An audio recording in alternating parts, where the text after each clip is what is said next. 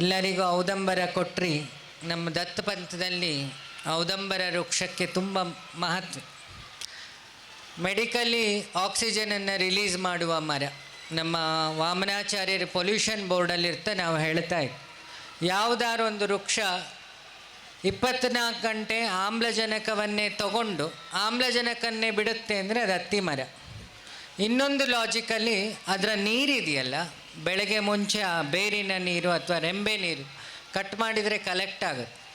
ಬೆಳಗ್ಗೆ ಮುಂಚೆ ಅದನ್ನು ಕುಡಿಯೋದ್ರಿಂದ ಕ್ಯಾನ್ಸರ್ ಪೇಷಂಟ್ಗಳಿಗೆ ಅದು ತುಂಬ ಒಳ್ಳೆಯದು ಅಂತಾರೆ, ರಿಕವರ್ ಆಗ್ತಾರೆ. ಮೆಡಿಕಲಿ ಡಾಕ್ಟ್ರ್ ಭಾಷೆಯಲ್ಲಿ ಹೇಳಿದರೆ ಸೆಲ್ಸ್ಗಳು ಸಾಯೋದು ಆಕ್ಸಿಜನ್ ಸಪ್ಲೈ ಇಲ್ಲದೆ.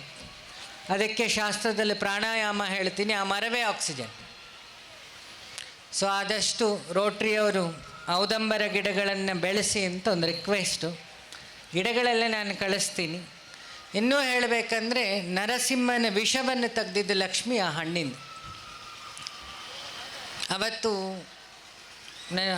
ಒಂದು ಪಾದುಕೆ ತೆಗೆದು ಅವ್ರ ಮನೆ ಹತ್ರ ಎಸ್ದೆ.